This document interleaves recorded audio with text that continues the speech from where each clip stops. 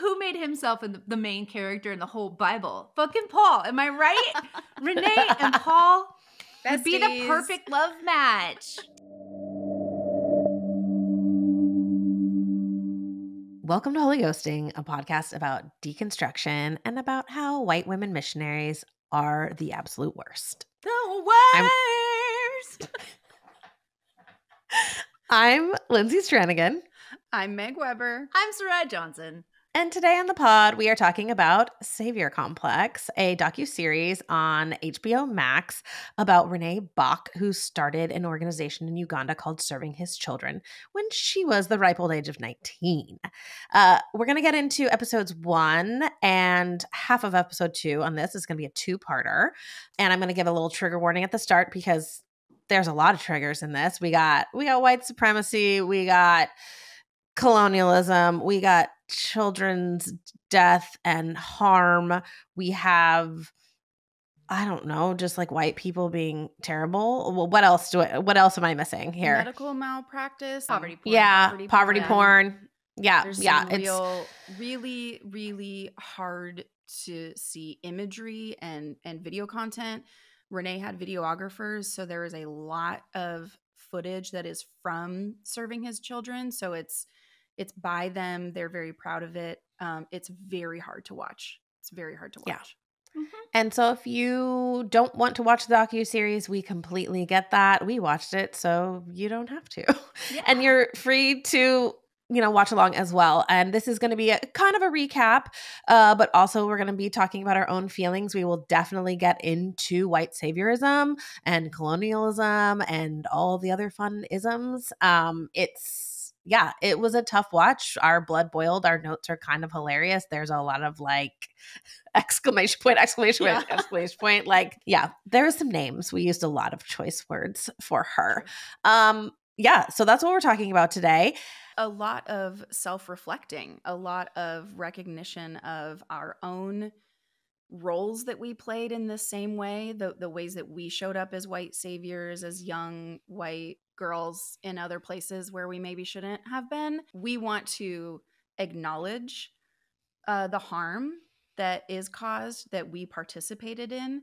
And for me, the goal of this is really the exposure of the harm that white evangelicals have perpetrated, not just on the continent of Africa, but globally. Yeah, we've been messing shit up forever. And, full confession here, this docuseries hits real close to home because I, as a young little white Christian lady, did in fact go on a medical missions trip to Uganda. I wore scrubs. I did not practice medicine. I did not insert IVs into people. There's some key differences between Renee and I, but that homeschooled horse girl going on a mission, feeling the call of the Lord. Her mom was helping people by helping children, quote, with special needs. So that was the environment in which she lived. Very fun. Yeah. And all of those things ring pretty true to my life. I was that homeschooled horse girl who had a heart to serve the Lord and ended up in Uganda doing things that I really had no business doing. So yeah, the cringe factor was real high for me watching this. The embarrassment, the just wanting to shrink into a ball and apologize to the entire world for the embarrassing things I did while evangelical. Spoiler alert, Renee is not at all. That's true. In that That's frame true. Of mind. I just want that throughout the entire series. She really is just doubling down over and over again. That bitch is not sorry. No, dude. At all. Literally, this is the thing that I kept thinking is how did she not get indoctrinated with the deep inner self-loathing that we were all taught to have about every part of ourselves because we were not just born evil, but also born evil with vaginas and then had to be assigned female at birth and then trained up in the way we should go. But man, she is one liberated blonde white lady. On the continent of Africa, maybe not so much in the U.S. So at the ripe old age of 19, Renee heard a sermon that said something about are you tired of being safe and predictable? And she heard the sermon and decided to go to Africa and or Uganda. I think it was Uganda specifically. Don't know why she was called to that specific country, but that's where she ended up. She dabbled in several types of humanitarian aid and ministry. And like there's these videos of her, it's her and all these young white girls in their long skirts running around Uganda, loving on children, as they like to say. Cringe. Yeah. Talking shit about the parents, like a lot. Yeah. Men in particular, but also the mothers. They really have some weird ideas about them. Yeah. And she loves it so much, she decides that this is it. This is the place for her. And somehow, we are not told how, she gets a large palatial gated beautiful piece of property in the middle of a quote unquote slum, as she calls it, in a small town in Uganda. And she decides she's going to feed people. She's starting a feeding program and she's feeding the kiddos beans and rice. There's some really weird asides that she talks about. She's warning people that it's going to be really chaotic and that people might swarm them. And she even says something about we might need to be mean. Do you remember that? That quote really stuck out with me. She's like, you're going to have to be mean. I'm like, what is that? Yeah. I think that means there's no seconds. Or like breaking up fight. I don't know. The whole thing was really condescending. And I mean, honestly, it is. I think it's really difficult to hear people looking down on and being condescending toward people who are in need of basic nutrition and access to food. And so it's disturbing, to say the least, to watch a bunch of white girls from the US. And I'm saying girls because they're really not girls, but not yet a woman, Right. you know? Right.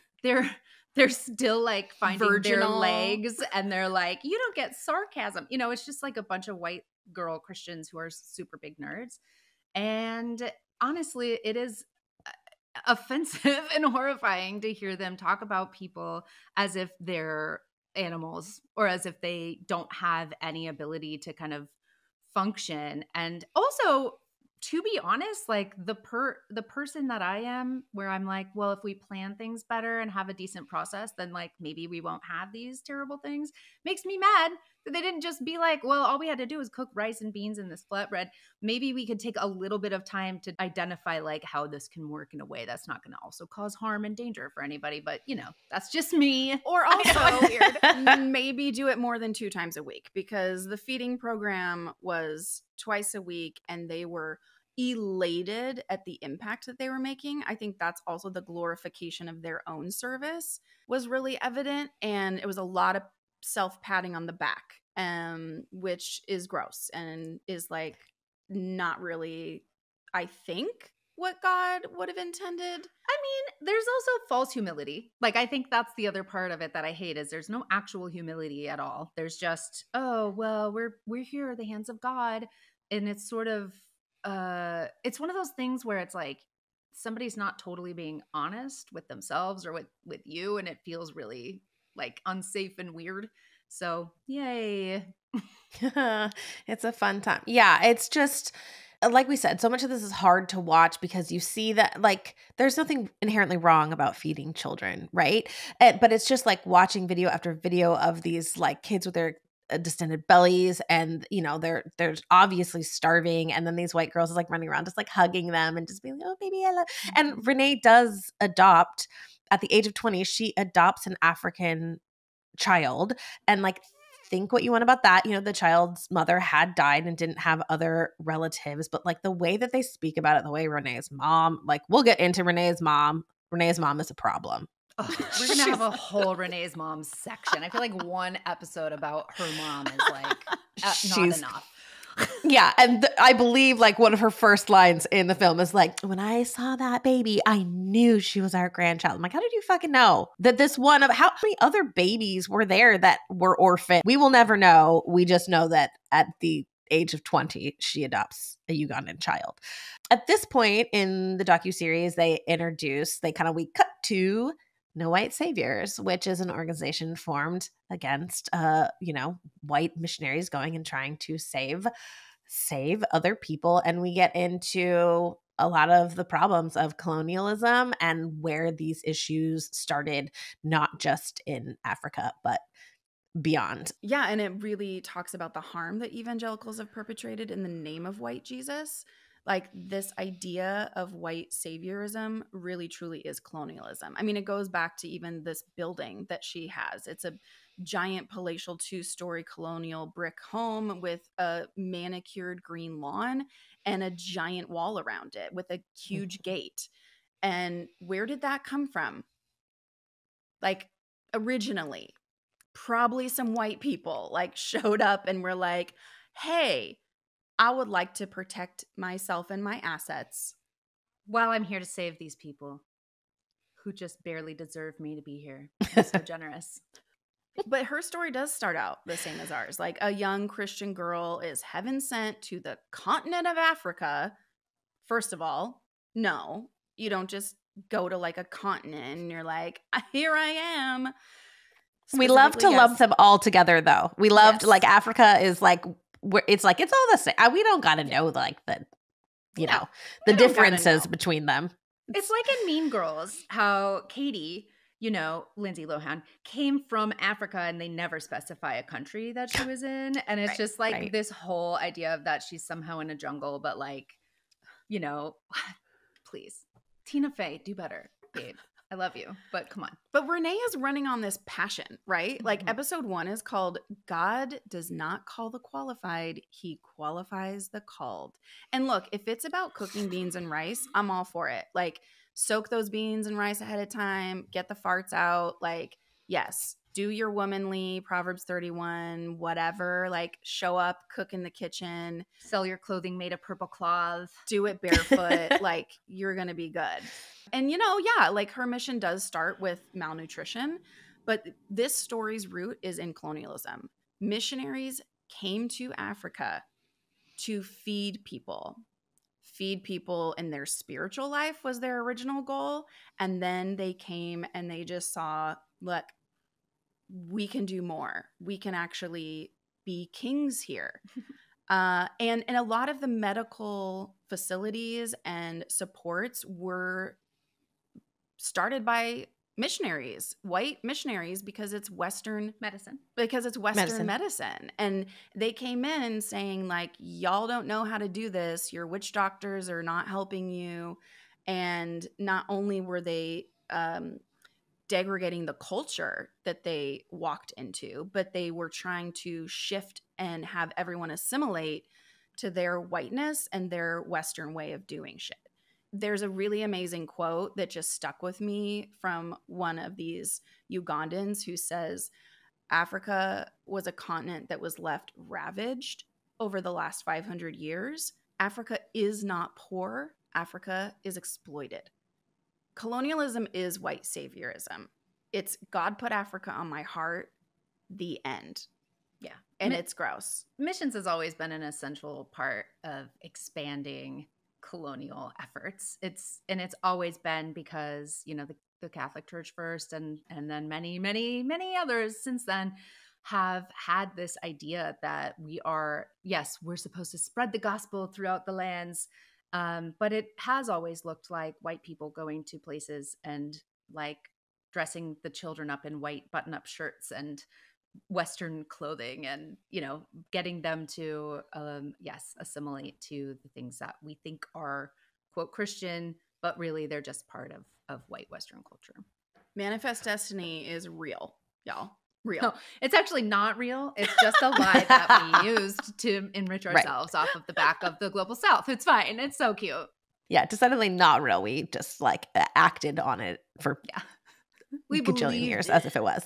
Yes. Yeah. One of the more ironic things, and maybe it's not even ironic, it's just depressing as fuck, is how many of these children are just like running around singing praise songs. Like the proliferation of evangelical culture and these people that like don't have the basic necessities to live, yet they're singing. Like there's this one scene in the documentary where there's kids running around and dancing around to a song that says something like, children of Jesus have nothing to worry about. And I'm like, these kids have so much to worry about. And like colonialism has done this to them. Like we have destroyed these countries in the name of Jesus, and we aren't addressing the root causes. We're just going there and feeding kids and writing blogs and raising money and making ourselves feel better about it. And I'm lumping myself in. Like, obviously, this is about Renee Bach and what she's doing, but this is the missionary experience. And if you have gone on a short-term or long-term missions trip, as an evangelical, you will know that this is true. I remember being, a young teenager and doing whatever mission trip I did and just coming back and being like, thinking more about like, this changed me. Like, really, truly, like, this was for me. Like, I spent all this money to go and my heart was open. And I'm like, can I just like go on a retreat in the woods and be changed and like have the Lord, like, rather than spend a bunch of other people's money that I raised, not my money, have people send me to another country to go like love on some children and come back a changed woman. There's got to be a better way. And just fucking with those children's attachment and stuff. I mean, it's honestly so heinous if we stop for 1 second and think about what we're doing. I wanted to add my favorite song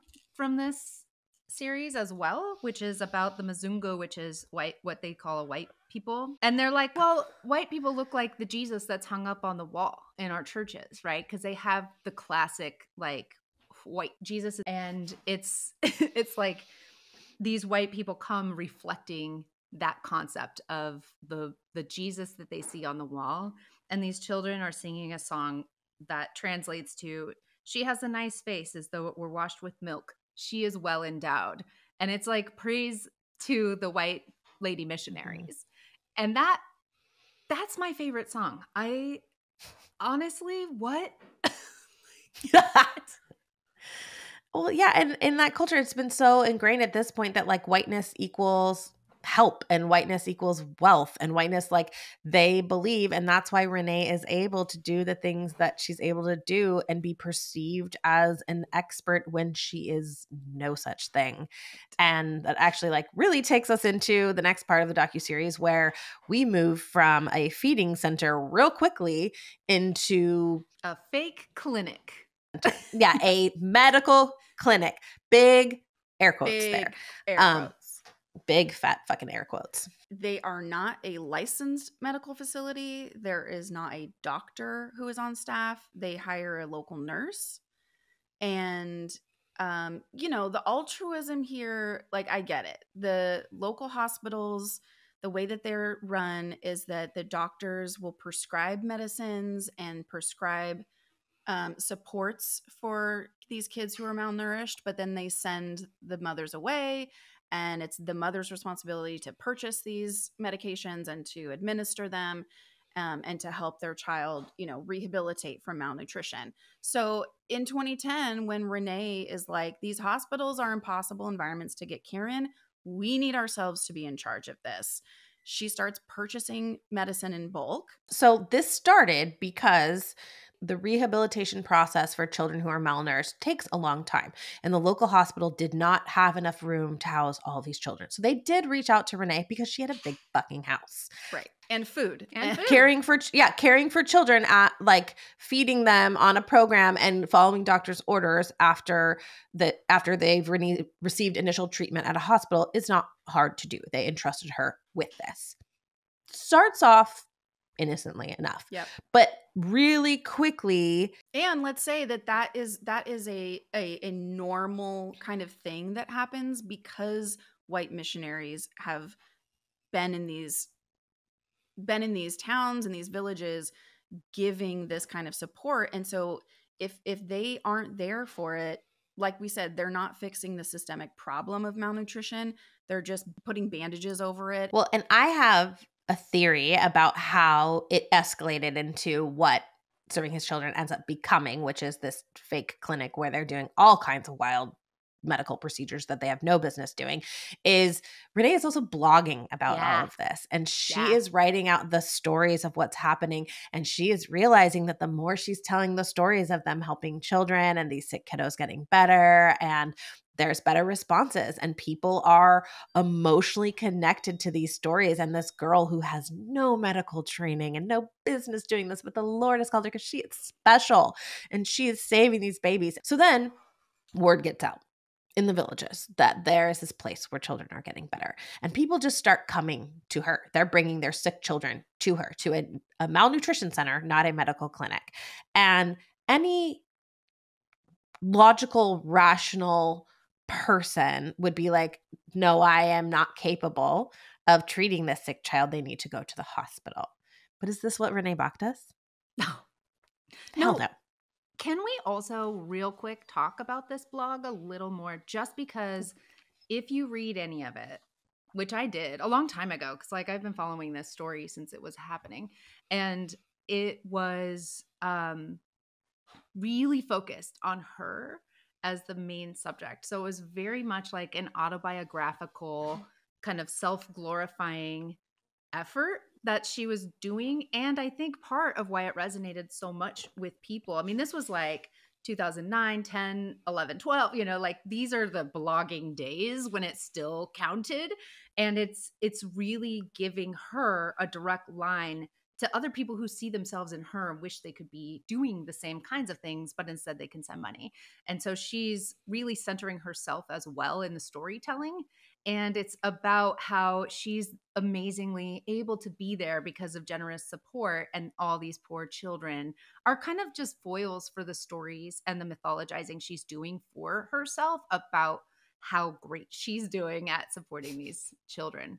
Yeah. And she straight up says at a certain point in the documentary, as people start bringing sicker and sicker children to her, and she just said, you know, the kids they were getting were so sick. And she said, we as an organization were not prepared for this.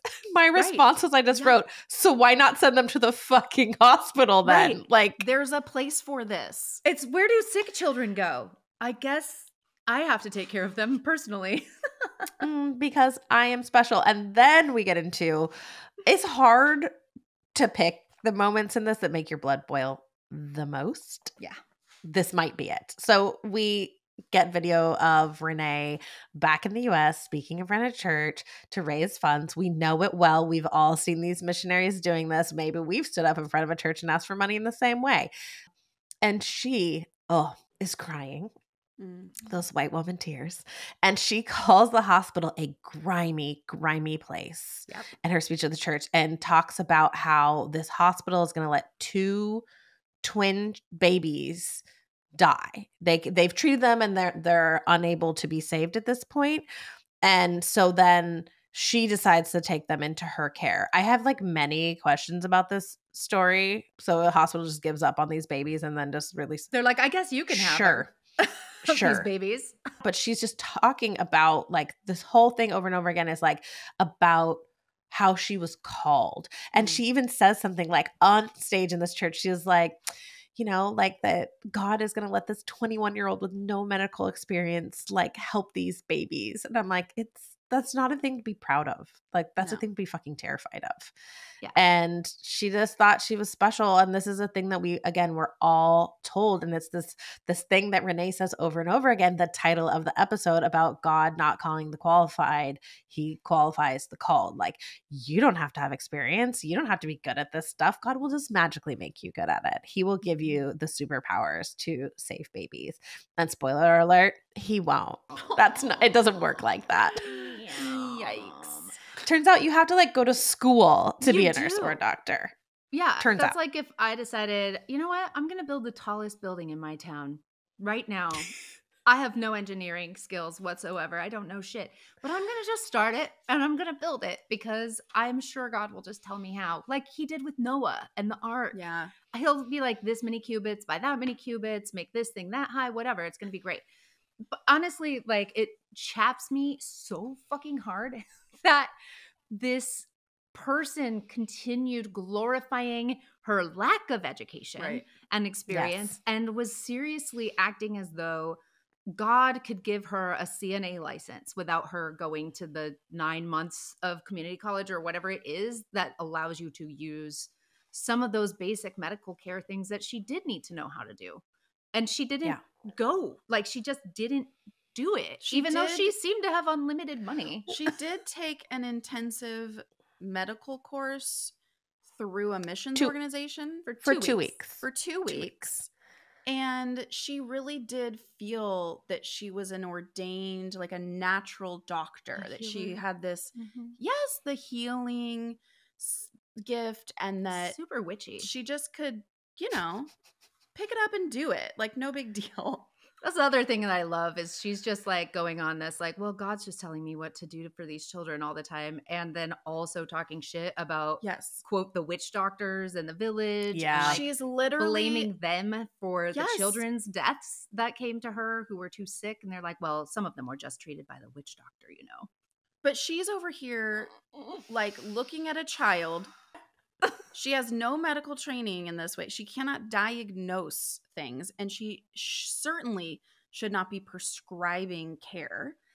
And yet she has this like way of talking about her medical intuition, and that this is just God kind of whispering into her to give her the knowledge that she doesn't have, and that she's kind of treating these kids in a way where, you know, if you plant a seed and you don't have any knowledge of gardening, and you see a leaf do something, you're going to just infer your own thoughts on it, and call it God, and then you're gonna find yourself in a malpractice lawsuit or something. So yeah, or not. And the biggest problem, and which so there's a doctor, a Ugandan doctor who is runs this children's hospital in Jinja that had started sending kids to Renee's center, whatever we want to call it. And something that really stuck with me is he said, like, the really frustrating thing about this experience, especially this is at the beginning, she's so connected and she has a way to get money and supplies that he cannot for his goddamn hospital.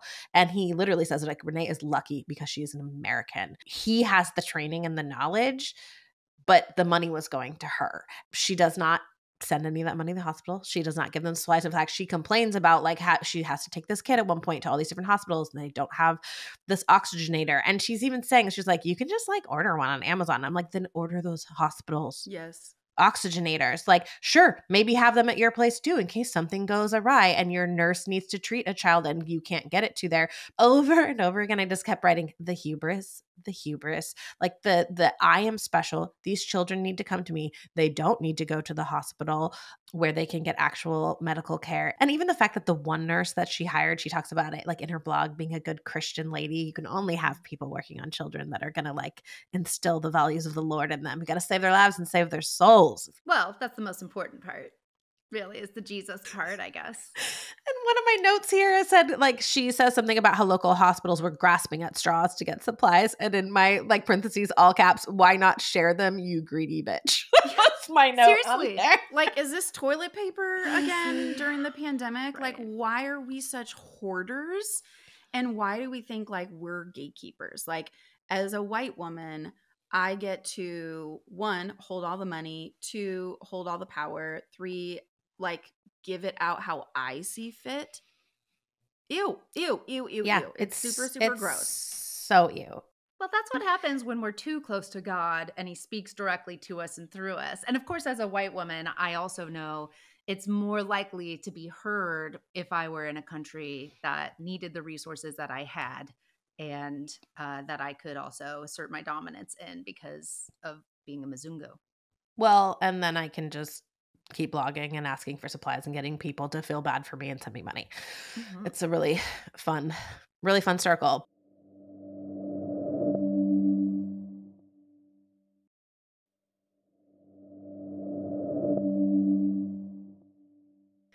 Here in the story, we get an actual nurse. Here comes Jackie, Nurse Jackie. We love her. Yes. She is fresh out of nursing school. Her and her brand new hubby moved to Uganda they answer the call of the Lord.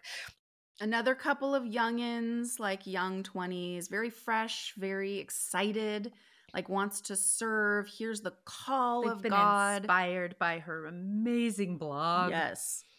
Yes. Yeah. They show an application to be part of Serving His Children, which is the name of the organization.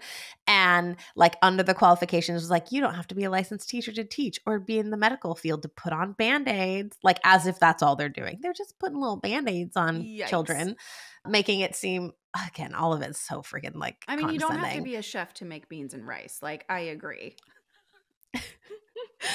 But you do have to be a doctor, or at least someone who has some kind of medical training and or licensing to put an IV in for someone. Or to know what medication to apply in a specific way. And what doses to use or not. By the way, I texted a friend of mine who's an ER nurse, and I told her to watch this. She's also like ex-evangelical like we are. And the text that I received while she was watching this, she was livid. She was so angry about everything Renee was doing, which is a lot of like what Jackie goes through in this is like she gets there, she's like, put me in, coach, like I want to help, and she quickly realizes that like how many things are wrong, how very sick these children are. She talks about this. There's like the red room, which is basically like an intensive care unit in which they have incredibly sick children who are on oxygen, who are on IVs, who are like way beyond anything that a malnutrition center should be providing. And she said, like, her quote was like, this was over my head as a nurse. Like I felt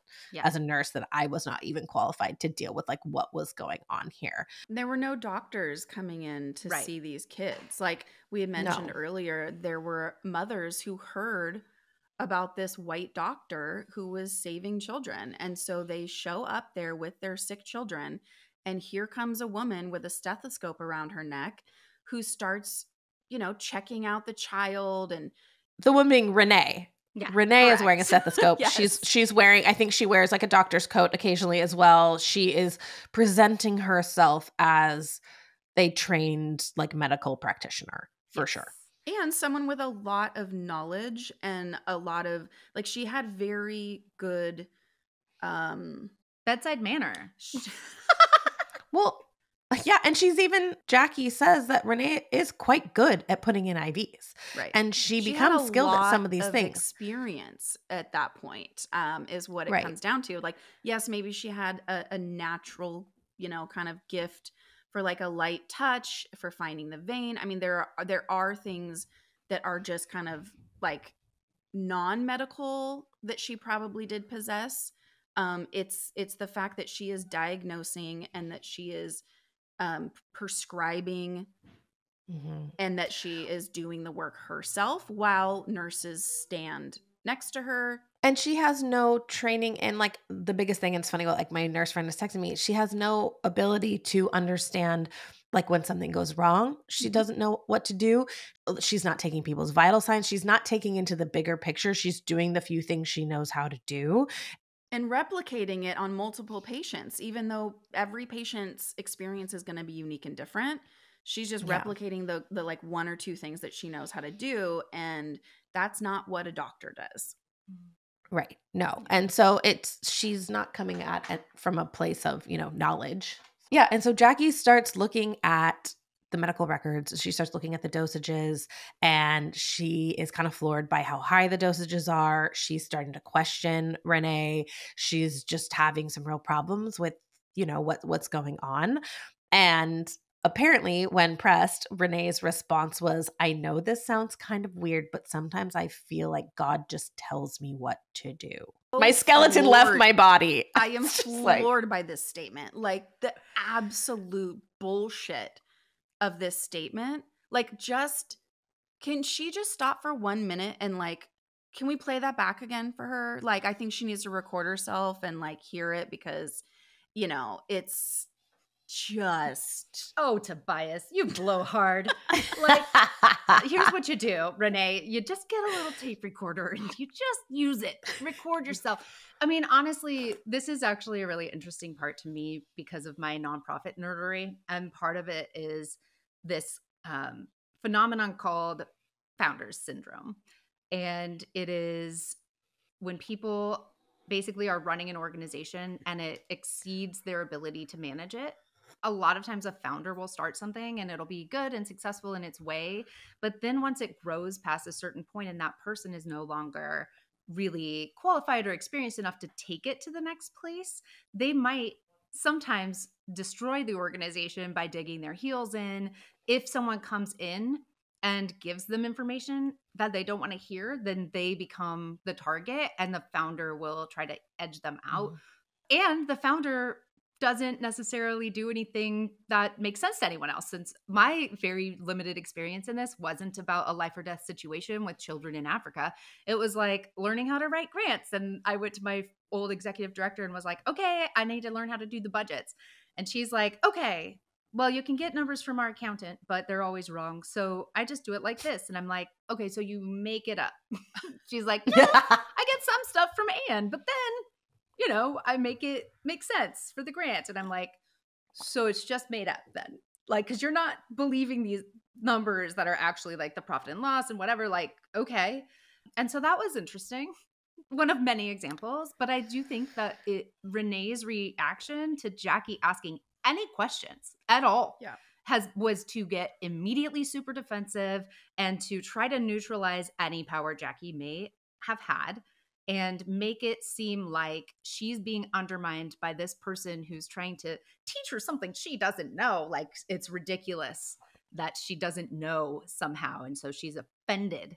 She keeps saying it's so offensive that someone would act like I don't know what refeeding syndrome is or whatever. Like, that's an important thing to me, is that it happens to people in a lot of ways. When it happens in this kind of a situation, it's like literally fucking insanely dangerous. So, hey, if you've found an organization, get some help. And rather than get offended, maybe be like, yeah, actually, I'm super familiar with refeeding syndrome and this is how like we're treating it. Like, rather than just be like, well, God tells me what to do. And God tells Renee what to do. And she also critiques Jackie and says, well, she's just fresh out of nursing school. So I'm sure she thought she was being a savior. And for Renee to use that language, I'm like, you fucking know. Yeah. You know what this is. You know what else she did right then? She said, Jackie just doesn't respect Ugandan doctors and nurses. And did she say that? Oh, yeah. She did. Yes, because she said it's highly offensive to all the medical professionals I've ever talked to before in Uganda to assume that I had never heard the term refeeding syndrome, because Jackie brought this up and brought her a lot of medical information and said, I'm not seeing any of these protocols being followed. I'm concerned that there are children that are dying or that will die because this is not just a one and done kind of thing. There was, and Renee had the audacity to say that that Jackie thinks that she's teaching me something I don't know. Yeah, she fucking is. She is a nurse. She graduated and she went through procedurals. She had to do labs. She had to understand like medications and how they interact with each other. But Jackie was also so clear that she follows a doctor's orders, that doctors are obviously more qualified than nurses. And when she saw what was happening in this red room, without doctor rounds, without any real medical supervision, and that Renee was the lead, and that everyone in that room and everyone in their community saw her as this white doctor, and that she just allowed that persona to exist, and she never corrected it. Even now, even as as Renee is reflecting on her time in Uganda, she is proud of what she did, and she is constantly justifying the work that she did, which we see continue. We see continue into episode 2, Cast the First Stone. And that only gets us like 2 years into the future, into 2011, where Jackie is frustrated with Renee. Yeah, she's 2 years into this ministry, and the damage has already been done, and she's not about to stop. She's not one to apologize. No, she says that so many Africans have had, quote, bad experiences with Americans, that Renee was cultivating a place that was safe, where they're taught religion, and then they get fed. And to her, those things go hand in hand, which is one other big bone I have to pick, is if you're going to provide any sort of medical support or, physical, emotional support, that to tie it to religion and to force that kind of white Jesus onto people as a way for them to then get food is one of the most disgusting things to me. It's something that when I was on missions, I was very against. I did not participate in those types of things because they did not sit right with my heart. It really did feel like I was hearing from a different God who was saying, you know, you don't have two hands open, one with God and one with food, and you only offer the God one first and the food one has to come after. It's disgusting. Yeah. Food should come with 0 strings attached. It is a basic human right, and people should just be given food. If you are, what does Jesus tell us? Like if they are starving, give them food. If they are naked, clothe them. Like that is what we are told to do. Not like clothe them, but then tell them about how great I am. And What how happened to they will know us by our good works or whatever? Like you You'll know don't us have by to love. preach the gospel. Like you can just You guys, like show up and love on people. you're so cute. You keep forgetting that evangelicals only care about the Pauline epistles, and things Jesus said need to be translated through the words of fucking Paul. Right. So that's why, because then it's very conditional. It's different. And because Christians are so good at capitalism and the Roman Catholic Church, and then beyond that, all churches since then have thrived on this transactional way of operating where they're like, we have something you need. And the thing you need is actually Jesus, but we'll also feed you if you listen to this thing about Jesus or you come to a chapel service. And we still do that here all the time. I did a lot of work with houselessness, and that is one of the approaches that most missions will take is, hey, we're going to take you in, but you have to sit here and listen to this thing, or you have to join this program or whatever. And there's not any flexibility for, like, you literally have an emergency need to have shelter tonight. You can come here. It has to be you. Then you comply with our thing. And it's a big, long, rigorous thing. It's just, ew. Yeah, the whole thing is, we could say this 8 million times. Clearly, this documentary is deeply unsettling, and like the practices and the beliefs here are so problematic.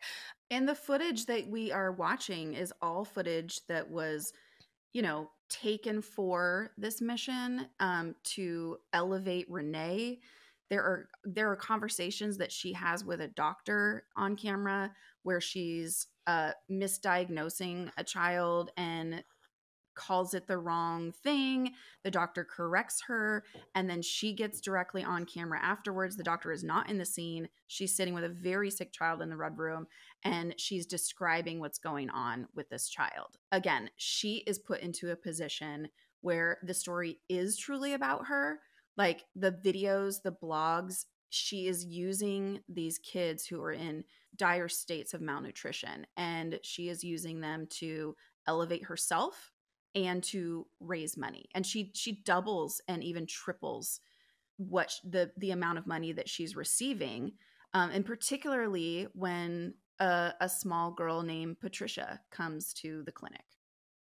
Yeah, and this is where shit gets like really intense. Again, like trigger warning if you don't, this is like we're going to get into a specific case with a very sick child. So just be warned that that's what we're talking about. Renee tells a story. I mean, she admits that this happened. This is multiple people talk about this in the docuseries, but Renee herself talks about how she was at church and she gets a call that someone thinks a baby is dying or possibly dead. A baby is not doing well.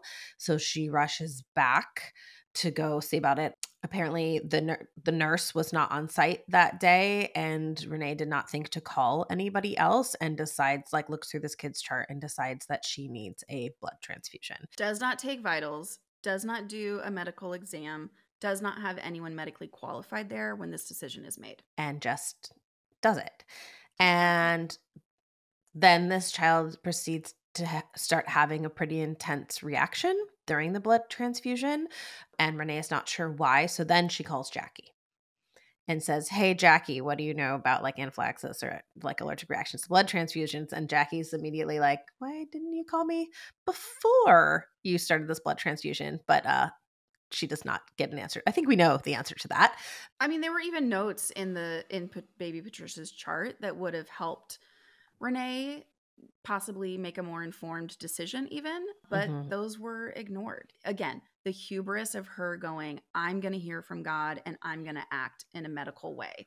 And like you said, Linz, she does not deny this story, and she still talks about it in, current days as like a miraculous, amazing thing that she did. One little caveat, she does track back and say, oh, probably there was a nurse. I don't remember if it must have been Constance.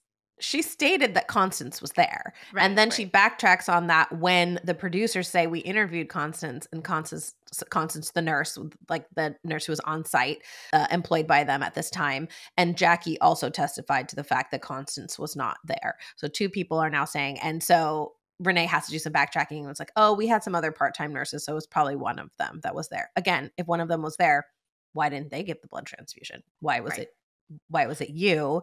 And so this is seemingly the last straw for Jackie. She has really big concerns. And there was complications to Patricia afterwards. She got this like large open wound on her face that was spreading. And I don't remember the medical term. I think it's necrotizing fasciitis. Right. And this was the note that was in her chart, and it all could have been, they could have avoided all that. And Jackie even asked Renee, did you take her vitals? And she says, no, we were in such a rush. We didn't take any vitals. Like, how dare you? How dare you? That's not the way you do medical procedures. Like, that's why there is a process. This fly by the seat of your pants, Jesus take the wheel, does not apply to blood transfusions, bitch. Yeah. She was just being the hands of Jesus, and Jesus was like, this baby needs a blood transfusion and fast, which is how she wrote it in the blog. Yes, that is again, exactly always the main character. So she again is the main character, and she doesn't speak of other people attending this with her. She's talking about like, I was there. Just a normal Sunday afternoon, I got called out of church, and I'm like, all right, let's give a baby a blood transfusion. Let's go. I mean, really, truly, for Renee, like the God card really justifies everything. But for Nurse Jackie, this is a no. So she writes a letter. She's concerned. She's concerned about the children. She's even concerned about Renee. She's literally saying she needs more supports. Like, this is not sustainable. These are not the ways that we should be doing these things. And she sends this letter to the board to really seek help, because this board is all in America. The board consists of Renee's mother, who's the head of the board, and her pastor of her home church. And other family members of hers. It's basically just her friends and family. And basically no one with medical training. I just want that to be clear, that like none of the people that are on the board are equipped to even know what kind of medical equipment they should be purchasing for these types of procedures. Like the very DIY creation of this medical clinic, and the fact that they call it a clinic and that it is not a medical clinic. They have never been licensed. They were licensed for part of a year, from March in 2014 to December of 2014. That was the one and only period of time that they were licensed in Uganda as a medical clinic. Well, and what do we think? What do we think the board does with this letter that they received? They act on it swiftly, and they shut that shit down, and they do a full investigation, and justice is served, right? That's what happens. They hire local medical doctors. They send them to the clinic. They ask Renee to just do administration from this point on. They did kind of do that. So this is what's funny to me is what I got today from I've watched this a couple times now, and in my note taking today, the thing that I realized is that the board did decide to have a Ugandan doctor come in 3 days a week to check in on the children. And there was an aside made that they did this to protect Renee. Clearly. Right. It's a CYA move. Cover your ass. That is all. The end. That's all they did. And they also still cast doubt on Jackie. They're all still talking shit about her. Like Laurie Bach. Yeah.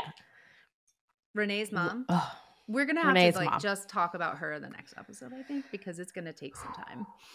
Well, with this, though, I mean, her specific response to Jackie, they all downplay Jackie's experience. She's young. She's fresh out of college, which is hilarious because Renee is young and has never gone in to this, college of any kind. Right. And And Renee's mom says the life of a child trumps ticking off boxes and following rules, which made me want to rip my fucking hair out. I literally screamed. I lost my shit in that moment. Like, she is literally describing medical procedures and saying that we don't need to follow medical procedures to save a life, which is literally the opposite of what medical procedures are for and how they're supposed to be conducted. Also, let's talk about pro-life people. Let's talk about abortion. Do we apply that to women? Can we save a woman's life by following medical procedures and possibly aborting a fetus? No. We need to wait until they're in full sepsis and about to die if you live in Texas, and then maybe. Yeah, but we can do whatever we want to save the living children, but living women, they don't fucking count. So, no.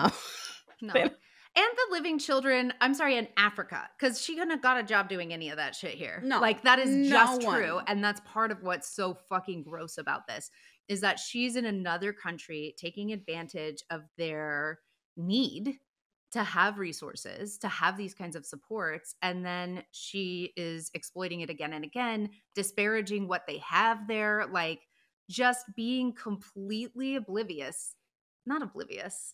unrelentingly stubborn about herself doing a great thing. And she cannot believe anything else about it. And that's very interesting. And it's also a normal thing we all do. Like, this is the other truth, is like, when we're confronted with things about ourselves that we don't want to believe, it's like having to look face to face into a shadow side of yourself. If she had any kind of emotional intelligence, if she wasn't just surrounded by yes men / her own fucking mother being like, my daughter's just the gift to the world, because that also makes her feel and look good, right? Like, she thinks that she's gifted the world with this amazing white lady doctor person or whatever. And she homeschooled her, so really all of the education came from her mother. Good Christian parents would have good Christian kids that they can brag about. We know this. Like, we don't want to bring shame upon our families. We want to be like the ones like that get bragged about in the Christmas letter. Like, That's right. Yeah. Oldest daughter syndrome. Hello, it's happening again. I mean, I know it well. You think that Christmas letter in 2011 mentioned the 26 children that died in the care of serving his children? Well, no, ma'am. It's Africa. Children die. Sorry, that's almost a direct quote from Renee Bach. I want to laugh and cry and everything between at that statement. Oh my God. I mean, we have so much more to get into. Baby Patricia is kind of the crux of all this. This is probably the most intense like medical case we've seen. The board doesn't really do anything about it other than like send in a doctor. And so when these doctors come in 3 days a week due to the board, they're checking in on things. Do we think that Renee just sticks to her administrative position? She doesn't have to do the work. She's got doctors, and spoiler alert, she's still doing the work because she says, quote unquote, this is Africa. And things are just kind of crazy here. And sometimes we're understaffed, and sometimes the Lord just has put me in this place. And so she continues to give treatment because sometimes they just need extra hands. And she's going to be those extra hands. She's going to be the hands and feet of the Lord. Yeah, because that woman is not going to stop for anything. The babies are dying, and questions have been raised about the ethics, and she does not care. Clearly. She just doesn't agree. This all started out with treating malnutrition. And one of the doctors that is reflecting on this says, look, that was great. The intention was really good, but the boundary was the problem. And that to me is just the nail in the coffin. It is the moment of recognition that this woman who came in here as a young child, let's just call it what it is. She was not 25 the entire time. Her frontal lobe had not developed yet. She was a homeschooled American girl. Horse girl. Homeschooled American horse girl. Who showed up with love in her heart, but who yielded her power in ways that elevated her and harmed children. There was a point in this this episode where one of the people who had worked for Serving His Children at some point said, "Oh, I thought she was a doctor," only to find out that she had gone to a homeschool. And I was like, fuck, that's all she did. That's so weird. Like, I don't, somehow, like, it just escaped me that that's all. And to have these people find out that this woman was literally taught just like by her mom, nothing about medical shit, obviously, but and creationism probably, and like some, women have one less rib, and she's like, while I'm in Africa, I'm gonna see if I can find Mount Ararat and locate the Ark. Like, give me a break. Was she counting those babies' ribs though? I want to know. Did she find some discrepancies in the boy and the girl babies to prove that theory? Yeah. And I think the doctor gets into this at a certain point as well, but that it wasn't that her intentions were bad, at least in the beginning. Like, there's nothing wrong with wanting to feed children and to partnering with, local hospital organizations and helping them meet their needs. And she maybe started that in the very beginning, but how quickly the attitude of I am special and I am blessed by the Lord and look what God is doing here. Like, to be able to tell those stories so quickly clouds the judgment of like, what is actually best for these children? What is actually best for this community? Are we actually helping at this point? Like, you are elevating yourself while supposedly saving people. And this is white saviorism. Like,